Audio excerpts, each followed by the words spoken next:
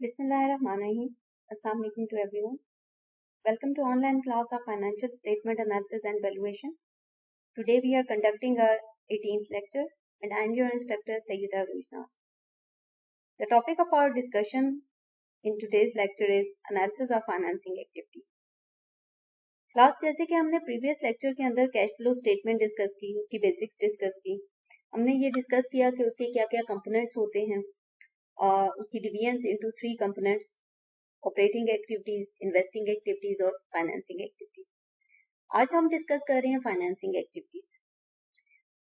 वो इसलिए कि जब आप कोई भी बिजनेस स्टार्ट करते हैं तो सबसे पहले आप फाइनेंसेस अरेंज करते हैं, तो इसलिए फिर हम फाइनेंसिंग एक्टिविटीज से अपने इस जो सब कंपोनेंट्स को हम डिस्कशन कर रहे हैं, इसका स्टार्ट हम फाइनेंसिंग एक्टिविटीज से ले रहे हैं। फाइनेंसिंग एक्टिविटीज के अंदर हमारे पास दो ऑप्शन है, डेट का और इक्विटी का। जब भी हम कोई बिजनेस स्टार्ट करते हैं तो सबसे पहले हमारे पास जो अपनी सेविंग्स होती हैं, पर्सनल्स होती हैं, हम वो यूटिलाइज करते हैं उस बिजनेस के अंदर। हमारी कोशिश होती है कि हमें एक्सटर्नल सोर्स के पास ना जाना पड़े, लेकिन जब हम एक्सटर्नल सोर्स की तरफ जाते हैं, जब हमारी रिक्वायरमेंट्स जो हैं वो मीट नहीं हो रही होती हैं, फाइनेंसिंग रिक्वायरमेंट्स, तो हम एक्सटर्नल सोर्स की तरफ जाते हैं। उसमें डेट और इक्विटी है। डेट के अंदर हमारे पास क्या क्या ऑप्शंस हैं कि हम बैंक लोन लेंगे, बोरोइंग होगी, फाइनेंसिंग होगी। बैंक आजकल जो फाइनेंसिंग के डिफरेंट मोड्स हैं उसके अंदर लीज भी है, तो वो भी हो सकता है। इसके अलावा जब बैंक से लोन लेंगे तो कल को लोन जो है वो हमें पे बैक भी करना है, उस लोन के ऊपर हमें इंटरेस्ट भी पे करना है। दूसरा ऑप्शन हमारे पास डेट के अंदर है, वो है सिक्योरिटीज इशू करने का, बॉन्ड्स, डिबेंचर्स। और ये बॉन्ड्स और डिबेंचर्स कल को मेच्योर होंगे तो हमें रीपरचेज भी करने पड़ेंगे। इक्विटी साइड पे जाएं तो हमें जो ऑप्शन अवेलेबल हैं वो है शेयर्स इशुएंस। तो जब शेयर्स इशू करेंगे, वो कॉमन शेयर होल्डर्स हों या आपकी प्रेफरेंस शेयर होल्डर्स हों, आपको उनको डिविडेंड भी पे करना पड़ेगा। ये भी हो सकता है आप अपने शेयर्स को रीपरचेज करें। तो ये वो सारी सिचुएशंस हैं, ये वो सारी ट्रांजैक्शंस हैं जो कि फाइनेंसिंग रिलेटेड है, कि जहाँ पे लोन आपको मिल रहा है, जहाँ पे लोन आप रीपे कर रहे हैं, जहाँ पे बॉन्ड्स आप इशू कर रहे हैं, बॉन्ड्स को रीपरचेज कर रहे हैं, शेयर्स को इशू कर रहे हैं और शेयर्स को रीपरचेज कर रहे हैं, और जो आपके शेयर होल्डर्स हैं उनको डिविडेंड भी पे कर रहे हैं। तो सिंपलेस्ट फॉर्म के अंदर देखें तो cash flow from financing activities covers issuance and repurchase of equity, shares की इशुएंस और शेयर्स का repurchase, issuance and repurchase of debt, जो आप लोन लेते हैं फिर उसको रीपे भी करते हैं, डेट इशू करते हैं, बॉन्ड्स डिबेंचर्स इशू करते हैं, फिर उनको रीपरचेज भी करते हैं ऑन मैच्योरिटी, डिविडेंड पे करते हैं टू योर शेयर होल्डर्स, और कूपन या इंटरेस्ट पे करते हैं अपने बॉन्ड होल्डर्स को या डिबेंचर होल्डर्स। तो ये सारी ट्रांजैक्शन जो है ये कवर होती हैं फाइनेंसिंग एक्टिविटी के। फर्दर आपकी अंडरस्टैंडिंग के लिए मैंने ये लिस्ट बनाई है, जो कॉमन आइटम्स होते हैं फाइनेंसिंग एक्टिविटीज में, उसमें कौन सा आइटम जो है वो कैश इनफ्लो का बायस बनता है और कौन से आइटम से कैश आउटफ्लो होता है।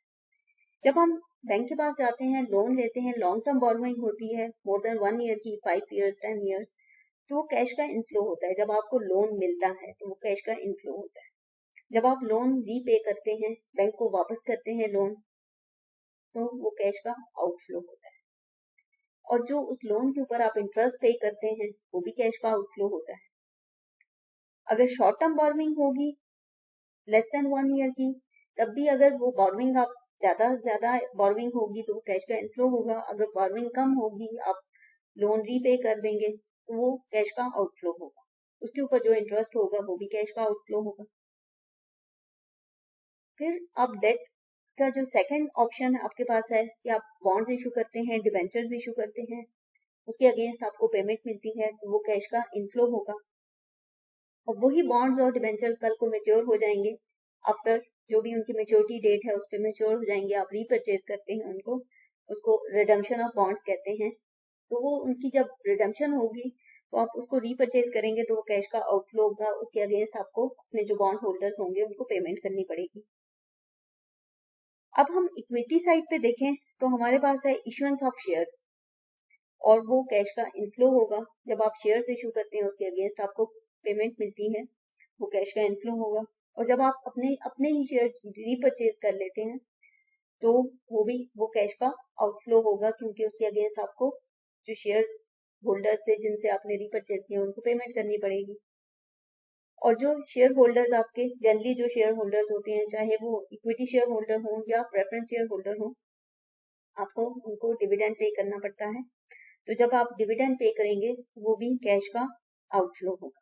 तो इस तरह ये वो सारी लिस्ट है जो कि मोर और लेस हर कंपनी जो है इसको यूज करती है। इसी लिस्ट के अंदर से जो आइटम्स हैं, जो गिवन आइटम्स हैं, वो ही हर कंपनी जो है उसके अकॉर्डिंगली अपनी फाइनेंसिंग एक्टिविटीज के अंदर यही सारे कंपोनेंट्स होते हैं, और इसी के अकॉर्डिंगली उनकी फाइनेंसिंग एक्टिविटीज और कैश फ्लो स्टेटमेंट जो है वो बनती है। अब इस सब को हमने जो बुक्स में पढ़ते हैं, जो लेक्चर्स में देखते हैं, इस सब को जब हम रियल वर्ल्ड के साथ, रियल कंपनीज के साथ मैच करते हैं तो तब हमें हमारी अंडरस्टैंडिंग बेटर होती है कि जो हमने पढ़ा उसको हमने इम्प्लीमेंट किया इन रियल वर्ल्ड। और जो रियल कंपनीज हैं उनकी स्टेटमेंट्स के अंदर जब हम कंपैरिजन करते हैं तो फिर हमें समझ आती है कि किस तरह ये कंपनीज जो हैं ये बुकिश नॉलेज को यूज कर रही हैं। तो इसीलिए आपकी अंडरस्टैंडिंग को बेहतर बनाने के लिए जो एग्जांपल्स मैं यहाँ पे कोट कर रही हूँ वो कुछ रियल कंपनीज की कैश फ्लो स्टेटमेंट्स से मैंने जो उनकी फाइनेंसिंग एक्टिविटीज है, क्योंकि हमारा टॉपिक आज फाइनेंसिंग एक्टिविटीज है, तो कैश फ्लो स्टेटमेंट का जो फाइनेंसिंग एक्टिविटी वाला पोर्शन है वो हम डिस्कस करेंगे। उनको देखेंगे कि कितना हम जो डिस्कशन की है कैश फ्लो स्टेटमेंट के ऊपर, तो कितना वो नॉलेज जो हमें बुक्स से मिलता है वो यहाँ पे हमें नजर आता है इन रियल कंपनीज की स्टेटमेंट्स के अंदर। या ये कंपनीज जो हैं ये कौन कौन से कंपोनेंट्स जो हैं या कौन कौन सी ट्रांजैक्शंस जो हैं वो अपनी फाइनेंसिंग एक्टिविटीज के अंदर यूज कर रही हैं, और इनको हम देखेंगे, इनको एनालाइज करेंगे, इनकी वैल्यूज को इंटरप्रेट करने की कोशिश करेंगे, और देखेंगे कि ये कंपनी की फाइनेंसिंग एक्टिविटीज कितनी अच्छी हैं, कितनी बुरी हैं, जो भी हमारी अंडरस्टैंडिंग डेवलप होगी इनको देखने के बाद। तो ये एक कंपनी की कैश फ्लो स्टेटमेंट है फॉर द ईयर 2020, 19 और 18 की वैल्यूज हैं इसके अंदर फाइनेंसिंग एक्टिविटीज की स्पेसिफिकली।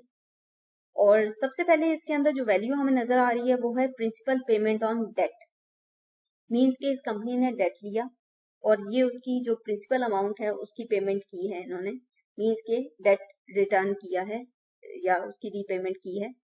तो प्रिंसिपल पेमेंट ऑन डेट, और ये हमें ब्रैकेट के अंदर वैल्यूज नजर आ रही है, इट मीन्स के ये कैश का आउटफ्लो है। 2020 में भी इन्होंने डेट रिटर्न किया, 2019 में भी किया और 2018 में भी किया। लेकिन इनकी वैल्यूज को जब देखते हैं हम तो एक कंसिस्टेंट इंक्रीज नजर आ रहा है ओवर द इयर्स। 2018 में 7,000 राउंड अबाउट मिलियन डॉलर था, 2019 में 8,000 और 2020 में 9,000 राउंड अबाउट इन्होंने रिटर्न किया है जो प्रिंसिपल अमाउंट ऑफ डेट थी वो। सेकेंड कंपोनेंट देखें तो proceeds from issuance of debt, कि इन्होंने डेट इशू किए हैं और उसके अगेंस्ट इनको जो भी पैसे मिले हैं, जो पेमेंट रिसीव हुई है वो है इतनी 9,600 ये कैश का इनफ्लो है। 2019 में 8,900 मिलियन डॉलर्स और 2018 में 7,976 मिलियन डॉलर्स ये इन्होंने डेट इशू किया है।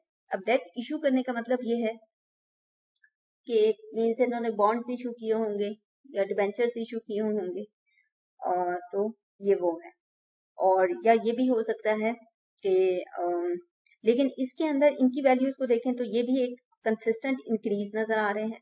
अब आप ये दो वैल्यूज जो प्रिंसिपल पेमेंट ऑफ डेट है और proceeds from issuance of debt है, ये दोनों वैल्यूज को देखें तो ये भी हो सकता है कि कंपनी ने जो इनको प्रोसीड्स मिली हैं उसी से इन्होंने अपना जो प्रीवियस डेट था उसकी पेमेंट की हो, और न्यू डेट से जो न्यू डेट इशू किया है उसकी प्रोसीड से इन्होंने अपनी प्रीवियस डेट की पेमेंट्स की हैं, क्योंकि ये वैल्यूज जो हैं ये जो पेमेंट वाली वैल्यू हैं उससे ज्यादा की हैं। लेट्स से ये इन्होंने 2018 में $7,554 मिलियन का प्रिंसिपल डेट पे किया है, और जो इशू डेट है वो 7,976 है, और जो कि इंक्रीज अमाउंट नजर आ रही है। 2019 में $8,525 मिलियन इन्होंने डेट पे किया, और 8,960 का इन्होंने डेट इशू किया, और 2020 में 9,181 का डेट पे किया, और जो इन्होंने इशू किया वो 9,602 का डेट है। तो ये भी हो सकता है कि जो न्यू इशुएंस से ये अपना जो ओल्ड डेट की पेमेंट है वो कर रहे हैं। द थर्ड जो इसके अंदर एलिमेंट नजर आ रहा है वो है डिविडेंड पेड। कंपनी जो है वो डिविडेंड पे कर रही है, और ये कैश आउटफ्लो है ऑब्वियसली 1,493 इन 2020 मिलियन डॉलर, 2019 के अंदर 1,530 मिलियन डॉलर, और 2018 में 1,521 मिलियन डॉलर। और इसके अंदर भी हमें एक कंसिस्टेंसी नजर आ रही है, मींस के कंपनी का जो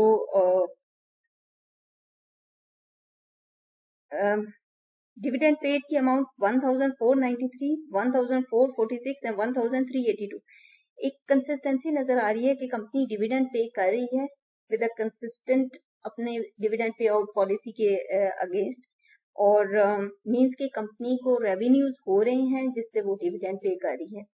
क्योंकि जब आपको रेवेन्यू होता है, जब प्रॉफिट होता है, तो उसी का जो शेयर होता है कुछ प्रोपोर्शन जो है वो आप एज अ डिविडेंड देते हैं अपने शेयर होल्डर्स को। तो यहाँ से तो एक पॉजिटिविटी जो है वो एक नजर आ रही है इस कंपनी की, कि कंपनी जो है वो डिविडेंड पे कर रही है, और एक कंसिस्टेंट वे के अंदर कंसेक्टिवली लास्ट 3 इयर्स के अंदर डिविडेंड पे हो रहा है। Then purchase of treasury shares, company जो है वो अपने शेयर्स को रीपरचेज कर रही है। 2020 में 1551, 1530 और 1521 इन्होंने अमाउंट की मिलियन डॉलर्स की रीपरचेजिंग की है। और अगर रीपरचेजिंग की तरफ देखें तो एक इसके अंदर भी एक प्रॉपर प्लानिंग नजर आ रही है, कंपनी की रीपरचेजिंग प्लानिंग, शेयर्स की स्टॉक रीपरचेजिंग प्लानिंग नजर आ रही है, क्योंकि कंसेक्टिवली 3 इयर्स के अंदर एक सेम अमाउंट की रीपरचेजिंग ये कर रही हैं, विच मीन्स के कंपनी के को इतनी इक्विटी की या फाइनेंसिंग की एज सच रिक्वायरमेंट्स, उनकी फाइनेंसिंग रिक्वायरमेंट्स पूरी हो रही हैं, इसलिए वो अपने शेयर्स जो हैं वो बाय बैक कर रहे हैं और रीपरचेज कर रहे हैं, और उसके लिए ऑब्वियसली उनके पास इतनी इनकम होनी चाहिए कि वो अपने शेयर्स को रीपरचेज कर सके। तो कंपनी अपनी एक प्रॉपर प्लानिंग के साथ अपने शेयर्स को रीपरचेज कर रही है, which is another a very positive point. The next element is proceed from exercise of stock option and excess tax benefit. अब ये जो एलिमेंट है एज सच ये हमारे टॉपिक से रिलेट नहीं करता, बट कंपनी की जो ने फाइनेंसिंग की है वो डेरिवेटिव इंस्ट्रूमेंट्स के थ्रू कर रहे हैं, और वहां पे उनको जिसके अंदर हमारे पास future forward options and swaps होते हैं, तो वहां पे जो कंपनी को अमाउंट मिल रही है, जो पेमेंट रिसीव हुई है थ्रू एक्सरसाइजिंग स्टॉक ऑप्शन, कि अपने शेयर्स को अंडरलाइंग एसेट रख के आप ऑप्शंस को ट्रेड ऑप्शंस एक्सरसाइज कर रहे हैं, और उसके ऊपर जब आप ऑप्शन एक्सरसाइज करते हैं तो आपको एक नॉमिनल जो आपका इनकम टैक्स होता है वो पे करना पड़ता है, लेकिन यही जब स्टॉक ऑप्शन आप सेल करते हैं तो आपको फिर कैपिटल गेन टैक्स पे करना पड़ता है। तो सिंस ये इन्होंने proceed from exercising the stock option, तो इनको एक टैक्स बेनिफिट मिल रहा है, जिसको इन्होंने अपनी फाइनेंसिंग एक्टिविटीज के अंदर शो किया है। 347 एंड 371 एंड 339 मिलियन डॉलर की अमाउंट इनको as a form of tax benefit मिल रही है, और इसलिए ये कंपोनेंट इन्होंने फाइनेंसिंग, क्योंकि ये फाइनेंसिंग का ही एक लाइक सोर्स ऑफ फाइनेंसिंग है और उससे रिलेट करती है ये ट्रांजैक्शन, तो इसलिए ये फाइनेंसिंग एक्टिविटीज के अंदर है। एट द एंड हमारे पास net cash used in financing activities है, जो कि हमें नेगेटिव नजर आ रहा है तीनों सालों के अंदर, लेकिन एक कंसिस्टेंट अमाउंट है, कंसिस्टेंट वैल्यू के साथ है, 2276, 2170 एंड 2142। बट एक माइनर इंक्रीज भी है इस over the years, over the last 3 years के अंदर एक माइनर इंक्रीज नजर आ रहा है इस नेगेटिव वैल्यू के अंदर। लेकिन ऑब्वियसली जब इस कंपनी के हम इन्वेस्टिंग और ऑपरेटिंग एक्टिविटीज देखेंगे तो फिर फर्दर हम इसके ऊपर कुछ जजमेंट कर सकते हैं। बट इनिशियल जो इसकी इंटरप्रिटेशन हमें नजर आ रही है वो यही है कि कंपनी जो है वो अपनी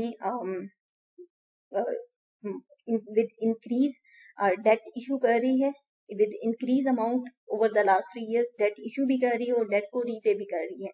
मीन्स कि कंपनी इतनी एबल है कि वो अपने डेट रिटर्न्स कर सके, प्लस कंपनी डिविडेंड पे कर रही है which is a positive sign, plus company जो है वो रीपरचेज कर रही है अपने ट्रेजरी शेयर्स, अपने शेयर्स को, और which is another a positive point. और कंपनी की जो इन्वेस्टमेंट है, जो सोर्स ऑफ फाइनेंसिंग है वो through derivative market, secondary markets के अंदर भी है, तो वहां से भी उससे भी कंपनी जो है बेनिफिट्स ले रही है। तो ओवरऑल तो एट द एंड इनका सिंस जो फाइनेंसिंग एक्टिविटीज है वो नेगेटिव कैश फ्लो है, बट ये कुछ पॉजिटिव पॉइंट्स हमारे पास अभी हैं, डिविडेंड पेमेंट और रीपरचेज ऑफ द शेयर्स, और प्लस जो अपनी डेट लायबिलिटीज हैं उनको मीट करना। तो जब हम बाकी इसकी सेम कंपनी की जो बाकी स्टेटमेंट्स हैं, जो बाकी एक्टिविटीज हैं इन्वेस्टिंग और ऑपरेटिंग, तो हमें फर्दर जो है वो पिक्चर इसकी क्लियर होगी। इसके बाद हम जो नेक्स्ट हमारे पास जो कंपनी है उसका हमारे पास 6 इयर्स का डाटा है फाइनेंसिंग एक्टिविटीज का, और ये कंपनी जो है ये डायरेक्ट मेथड यूज कर रही है for preparing cash flow statement. और इसकी फाइनेंसिंग एक्टिविटीज को हम डिस्कस करेंगे अभी। जो फर्स्ट एलिमेंट यहाँ पे इन्होंने शो किया हुआ है proceeds from short term borrowings, company जो है वो शॉर्ट टर्म बोरोविंग्स लोन ले रही है, और लास्ट 2 इयर्स के अंदर नहीं लिया, लेकिन उससे पहले 4 साल के अंदर इन्होंने शॉर्ट टर्म बोरोविंग्स ली हैं। फिर proceeds from long term finance, company long term financing भी कर रही है और लास्ट 4 इयर्स के अंदर लॉन्ग टर्म फाइनेंसिंग नजर आ रही है, उससे पहले 2 साल के अंदर ये इन्होंने नहीं ली फाइनेंसिंग। तो ये फर्स्ट टू तो बोरोविंग्स और फाइनेंसिंग मीन्स के डेट के कंपोनेंट्स हैं। Repayment of the short term borrowing, जब आपने बोरोविंग ली है तो आपने रीपेमेंट भी करनी है, तो company is able enough to repay their borrowings, वो उनको मीट कर रही है, अपने शॉर्ट टर्म बोरोविंग्स पे कर रही है। Decrease in long term financing, और साथ साथ कंपनी की जो लॉन्ग टर्म फाइनेंसिंग है उसके अंदर डिक्रीज आ रहा है, मीन्स के वो पे बैक कर रहे होंगे उसको, तो वो कम हो रही है उनकी लॉन्ग टर्म फाइनेंसिंग, और फर्दर उन्होंने कोई और long term financing as such issue नहीं की होगी, तो उसके अंदर डिक्रीज आ रहा है, वो पे बैक कर रहे हैं। जो पे बैक करेंगे तो फिर वो कैश आउटफ्लो होगा, ये नेगेटिव वैल्यू होगी। इसी तरह repayment of the short term borrowings, तो ये भी negative value. The next company है deferred consideration paid. Deferred consideration ये होती है कि जब आपने कोई फाइनेंशियल लाइबिलिटी आपने पे करनी है और उसकी कोई डेडलाइन होगी और उसको आप मीट नहीं करते और सरपास कर जाते हैं उस डेडलाइन को, और फिर उसके बाद उसको पेमेंट करते हैं, तो उसको हम डेफर्ड कंसिडरेशन पेड की कैटेगरी में रखते हैं, उसको बोलते हैं। और वो इन्होंने 2018 एक वैल्यू जो है वो कैश का आउटफ्लो हुआ, जो भी इनकी कोई फाइनेंशियल लाइबिलिटी होगी इन्होंने उसकी पेमेंट की है। रीपेमेंट ऑफ लीज ऑब्लिगेशन, अब यहाँ पे लीज का वर्ड यूज हुआ है फाइनेंसिंग एक्टिविटी के अंदर। तो लीज, आपको ये बताऊं कि लीज एक मोड ऑफ फाइनेंसिंग है, जिसमें समटाइम आपको जो फाइनेंशियल इंस्टीट्यूट्स होते हैं वो आपको लोन कैश की फॉर्म के अंदर नहीं देते, बल्कि आपको लीज की फॉर्म के अंदर कुछ दे देते हैं और उसको आपने पेमेंट उसके ऊपर करते रहना होता है। कैश फॉर्म के अंदर कैश आपके आपके अकाउंट में आपको कैश लोन नहीं देते, आपको वो मशीनरी जो भी आपकी रिक्वायरमेंट होती है, आपको ऑफिस परचेज करना है उस लोन से, या आपको कोई मशीनरी, कोई प्लांट, कुछ कुछ जो भी बनाना है, वो बैंक आपको वो प्रॉपर्टी, वो मशीनरी, वो एसेट, वो सब परचेज करके दे देगा, और आपने जस्ट उसको रेंटल वे में उसको उसकी पेमेंट करते रहना है, और एट द एंड वो आपको आप उसको परचेज भी कर सकते हैं। तो जब लीज ऑब्लिगेशंस को मीट करते हैं तो ऑब्वियसली वो भी कैश का आउटफ्लो है और आप उसके अगेंस्ट पेमेंट्स कर रहे हैं तो वो भी नेगेटिव वैल्यू होगी। एट लास्ट हमारे पास है डिविडेंड पे। कंपनी जो है वो एक इन लास्ट 6 ईयर्स के अंदर डिविडेंड पे कर रही है अपने शेयर होल्डर्स को और एक इंक्रीज